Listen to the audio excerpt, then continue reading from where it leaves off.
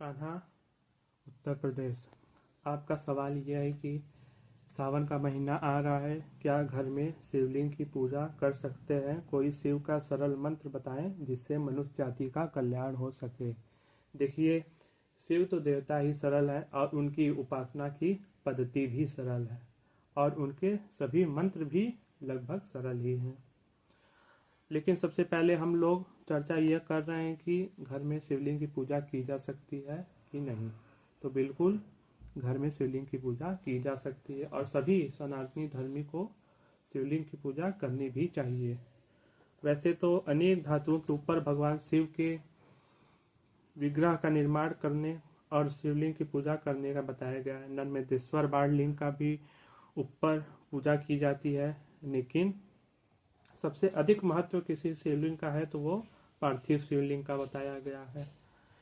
इसीलिए हमारे यहाँ पार्थिव पूजा को बहुत महत्व दिया गया है और जहाँ तक हम समझते हैं कि पार्थिव पूजा ही करनी चाहिए। पार्थिव पूजा में होता यह है कि हम किसी शुद्ध स्थान से मिट्टी लाते हैं, फिर उनको जल मिश्रित करके शिवलिंग बना के शिवलिंग अपने उंगली के 4 उंगली तक का शिवलिंग बनाने का विधान बताया गया है और पूजा हो जाने के बाद उसका विसर्जन भी हो जाता है। क्योंकि होता यह है कि आजकल किसी के पास समय नहीं रहता, मूर्ति की देख रेख नहीं कर पाता। मंदिर में भगवान की मूर्ति को पूजा करने के लिए एक पुजारी रहता है जो समय समय पे उनकी देख रेख करता है। समय होने पे मंदिर का पट बंद भी करता है, फिर खोलता भी है।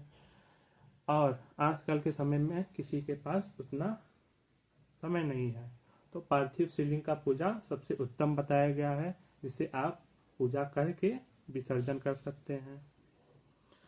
तो भगवान के 8 नाम बताए गए हैं शिव पुराण में, अध्याय नंबर 21 में 8 नाम भगवान के बताए गए हैं। उन्हीं 8 नामों को लेते हुए शिवलिंग का पूजा करनी चाहिए। बहुत ही सरल विधि है और 21वें अध्याय के पहले उसकी पूजा के बारे में बताया गया कि शिवलिंग की पूजा कैसे की जाती है।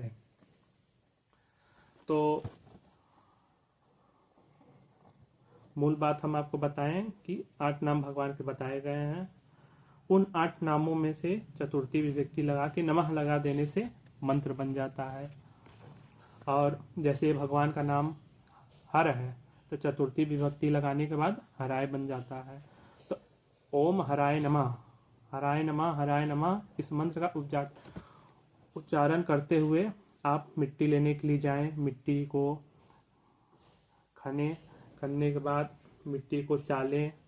उस समय भी मन में आपको हराय नमः का जाप करना चाहिए। फिर मिट्टी घर ले आएं, उसको पीसें, फिर उसको पीसने के बाद उसको शुद्ध करें। उस समय भी आप हराय नमः का मंत्र का जाप करें।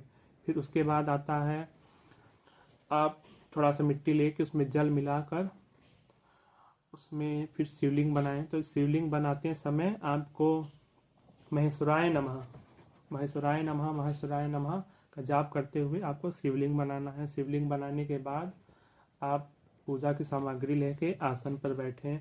फिर सबसे पहले हमारे यहाँ धर्म में बताया गया है प्राण प्रतिष्ठा। तो भगवान का प्राण प्रतिष्ठा के लिए आप संभवय नमः, ओम संभवय नमः, संभवय नमः, इस मंत्र का जाप करने से मूर्ति में प्राण प्रतिष्ठा हो जाती है।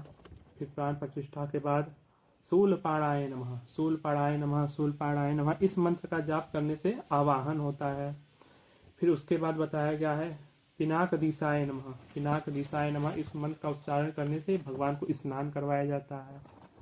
फिर स्नान के बाद शिवाय नमः, शिवाय नमः, इस मंत्र का जाप करते हुए आप धूप दीप नैवेद्य पुष्प जो भी भगवान को आपको चढ़ाना हो, शिवाय नमः का जाप करते हुए आप चढ़ा सकते हैं।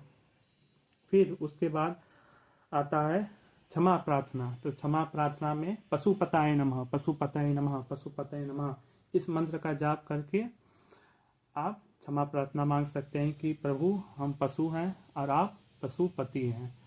तो पशुपति नमः का जाप करते हुए आप क्षमा प्रार्थना मांगे। फिर अंत में आता है विसर्जन। तो विसर्जन के समय में बताया गया है महेश्वराय नमः, महेश्वराय नमः, महेश्वराय नाम का जाप करते हुए आप भगवान को विसर्जन करें कि हमारे आप छोटे से पूजा के लिए पधारे और आप महान को महान में मिला रहे हैं, इस भाव से आप भगवान का विसर्जन करें। यह 8 नाम बताए गए हैं भगवान के। किसी भी नाम में नमः लगा देने से चतुर्थी विभक्ति वो मंत्र बन जाता है, चाहे वो कृष्ण जी का हो, गणेश जी का हो, दुर्गा जी का हो, विष्णु भगवान का हो, किसी भी नाम में नमः लगा देने से वो मंत्र बन जाता है।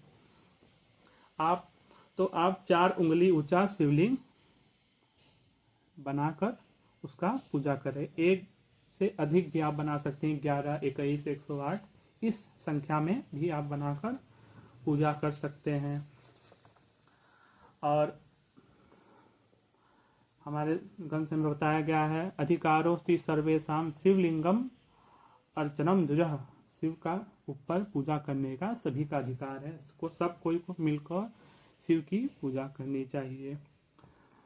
भगवान के 8 नाम बताए गए हैं, पृथ्वी, जल, सूर्य, आकाश, चंद्र, अग्नि, वायु और यजमान। यह भगवान के 8 नाम बताए गए हैं। इनके भाव सदा आदर रखना चाहिए। पृथ्वी को स्वच्छ रखना चाहिए, जल को स्वच्छ रखना चाहिए, वायु को, अग्नि को, इन सबको हम लोग को स्वच्छ रखना चाहिए। ये भगवान के 8 नाम बताए गए हैं।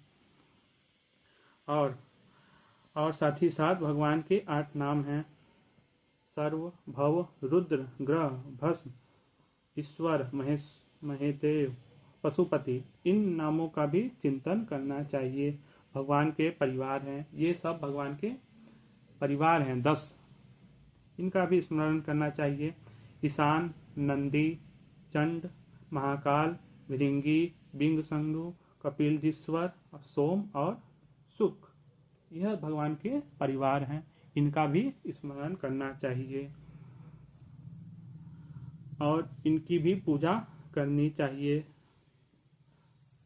और भगवान के आगे वीरभद्र रहते हैं और पीछे फिर मूर्त नाम के 2 गढ़ रहते हैं, इनका भी स्मरण करना चाहिए। इस प्रकार से परिवार का भी पूजा हो जाता है। तो आप जो कह रहे हैं कि भगवान का पूजा करनी चाहिए घर में, तो बिल्कुल, सावन का महीना आ रहा है, ये बहुत अच्छी बात है, घर में शिवलिंग की पूजा करनी चाहिए। हमने आपको सरल विधि इसका बता दिया है और सरल मंत्र भी बता दिया है।